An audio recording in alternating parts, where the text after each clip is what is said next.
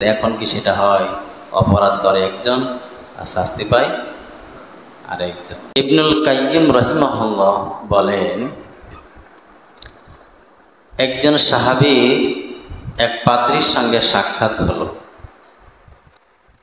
পাদ্রী বলল, এমনভাবে আমার নিকট মুহাম্মদ সাল্লাল্লাহু আলাইহি সাল্লামের বর্ণনা দিন যেন আমি তাকে দেখছি, কারণ আমি তার বিবরণগুলো তাওরাত ইনজিলে পড়েছিলাম। সাহাবী বললেন, তখন আল্লাহ রাসূল সাল্লাল্লাহু আলাইহি ওয়াসাল্লামের দৈহিক গঠন বর্ণনা শুরু করলেন। তিনি অতি লম্বাও ছিলেন না, অতি খাটো ছিলেন না, আবার তিনি ধবধবে সাদাও ছিলেন না, তিনি পিঙ্গল বর্ণেরও ছিলেন না। তার চুলগুলো অধিক কোঁকড়ানো ছিল না, আবার একেবারে সোজাও ছিল না। এই কথা যখন ওই সাহাবী নবীজির বর্ণনা দিচ্ছিলেন, পাদ্রী সঙ্গে সঙ্গে ঈমান আনল। সুবহানাল্লাহ। তার নবীজির দৈহিক গঠন বর্ণনা করার মধ্য দিয়ে একজন পাদ্রী, খ্রিস্টান, অমুসলিম নবীজির প্রতি ঈমান আনল। সুবহানাল্লাহ।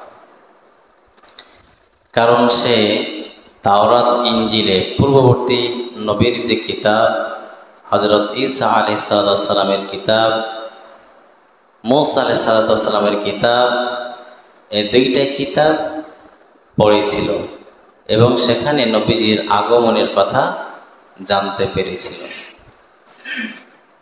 সহিহ ইবনে হিব্বানে এসেছে, তারিক ইবনে আব্দুল্লাহ আল মুহারিবি রাদিয়াল্লাহু তাআলা আনহু থেকে বর্ণিত, তিনি বলেন, আমি একবার রাসূলুল্লাহ সাল্লাল্লাহু আলাইহি সাল্লামকে জুল মাজাজ বাজারে দেখতে পেলাম।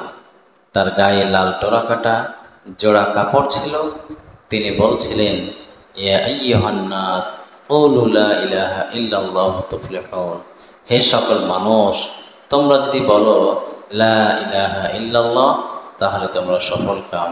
সুবহানাল্লাহ। যদি তোমরা বলো লা ইলাহা ইল্লাল্লাহ তাহলে তোমরা কি সফল কাম, তোমরা জান্নাতে যাবে। ওই সময়ে আরেক হতভাগা লোক তার পিছু নিচ্ছে এবং তার দিকে পাথর ছুঁড়ে মারছে। বলেন নাউযুবিল্লাহ। নবীজি যখন এই কথা বললেন যে ইয়া আইয়ুহান নাস, হে সকল মানুষ, তোমরা যদি বলো লা ইলাহা ইল্লাল্লাহ তুফলিহুন তাহলে তোমরা সফলকাম হয়ে যাবে। নবীজি যখন এই কথা বলছেন, পেছন থেকে একজন পাথর ছুঁড়ে মারছে। যে লোকটি নবীজিকে পাথর ছুঁড়ে মারছে, জিজ্ঞেস করা হলো, যখন পাথর ছুঁড়ে মারছিল, পাথরের আঘাতে নবীজির পায়ের পেশিগুলো, টাকনুগুলো সব রক্তাক্ত হয়ে গেছে। সুবহান। আর সেই লোক বলছে, হে সকল লোক, তোমরা তার কাছে যেও না, এই লোকটি মিথ্যুক। কাকে বলছে? নবীজিকে বলছে, যে নবীজিকে বলছে সে একজন মিথ্যুক, তাকে অনুসরণ করো না। আমি বললাম, ইনি কে? বলা হলো, ইনি আব্দুল মুত্তালিবের বংশধর। আমি আবারও বললাম, যে হতভাগা নবীজিকে পাথর মারছে, ইটকেল মারছে, সেই লোকটাকে? তখন বলা হলো, সে হচ্ছে আব্দুল উজ্জা, আবু লাহাব। আবু লাহাব কে? নবীজির চাচা। নবীজির চাচা হয়ে নবীজিকে পাথর মারছে, আর নবীজির পায়ের পেশিগুলো, টাকনুগুলো ফেটে ফেটে রক্ত বের হচ্ছে। তাহলে নিজের চাচাও ইসলাম কবুল করতে পারে না। এই জন্য হেদায়েত নিতে হলে নবীজি বলছেন, যার মন আছে আল্লাহ তাকে হেদায়েত দিবে, আর যার মন নাই আল্লাহ তাকে হেদায়েত দেবে না। যেমন নবীজির আরেকজন চাচা চাচা আবু তালেব, নাম শোনেন নাই?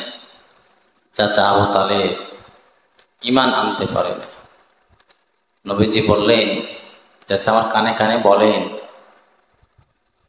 বেশি কিছু বলা লাগবে না, শুধু বলেন যে লা ইলাহা ইল্লাল্লাহ, আল্লাহ ছাড়া কোনো ইলাহ নাই, মাবুদ নাই, ইবাদতের কোনো উপযুক্ত মাবুদ নাই। যদি এতটুকুই বলতে পারেন তাহলে আমি আল্লাহর কাছে আপনার জন্য সুপারিশ করব। সুবহানাল্লাহ। কিন্তু তার মন ছিল না। কি ছিল না? মন ছিল না। এই জন্য আল্লাহ তাকে হেদায়েত দেননি। আল্লাহ তাআলা পবিত্র কোরআনে সূরা সূরার মধ্যে বলছে, ইন্নাকা লা তাহদি মান আহবাবতা ওয়ালাকিন্নাল্লাহা ইয়াহদি মান ইয়াশা। হে নবী, আপনি যাকে ভালোবাসেন, মহাব্বত করেন, যার জন্য বারবার তাকে নির্দেশ করছেন পড়ো পড়ো, কিন্তু সে পড়ছে না, আপনি চাইলে তাকে হেদায়েত দিতে পারবেন না। হেদায়েত দেওয়ার মালিক কে? আল্লাহ। এক ব্যক্তি দাঁড়িয়ে বলল, ইয়া রাসূলুল্লাহ সাল্লাল্লাহু আলাইহি ওয়াসাল্লাম, এরা হলো সালাবাহ ইবনু ইয়ারবু এর বংশধর, তারা জাহিলি যুগে অমুককে হত্যা করেছে, সুতরাং আপনি আমাদের পক্ষ থেকে তাদের বদলা গ্রহণ করুন। তখন রাসূলুল্লাহ সাল্লাল্লাহু আলাইহি ওয়াসাল্লাম উভয় হাত উপরে উঠালেন, দুই হাতকে উপর দিকে উঠালেন, এমনকি তার বগলের শুভ্রতা প্রকাশ পেল, মানে বগলটা নবীজির ছিল ধপধপে সাদা। সুবহানাল্লাহ।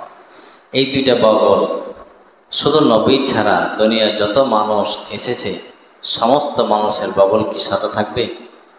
না, কালো। কিন্তু নবীজির এই দুইটা বগল ছিল ধপধপে সাদা। সাহাবারা বলেন, যখন নবীজি বৃষ্টির জন্যে অথবা আরাফাতের ময়দানে দোয়া করতেন, তখন আল্লাহর কাছে আবেগে হাত তুলতে তুলতে একেবারে মাথা বরাবর হাত তুলে ফেলতেন। তখন সাহাবারা বলছেন, আমরা নবীজির দুই বগলের শুভ্রতা দেখতে পেলাম। সুবহানাল্লাহ। মানে ধবধবে সাদা। নবীজি বলছেন, সাবধান, সন্তানের অপরাধের কারণে মাকে অভিযুক্ত করা যাবে না। কোনো সন্তান যদি অপরাধ করে তাহলে তার পিতাকে দোষী করা যাবে না। পিতাকে, মাতাকে, ভাই বোন কাউকে দোষী করা যাবে না। যে অপরাধ করবে সেই শাস্তি পাবে। ওয়ালা তাজিরু ওয়াজিরাতুন উযরা উখরা, কেউ কারো পাপের বোঝা বহন করবে না, কেউ কারোর জন্য শাস্তি পাবে না। যেই অপরাধ করবে সেই শাস্তি পাবে। সুবহানাল্লাহ। কিন্তু এখন কি সেটা হয়? অপরাধ করে একজন আর শাস্তি পায় আরেকজন।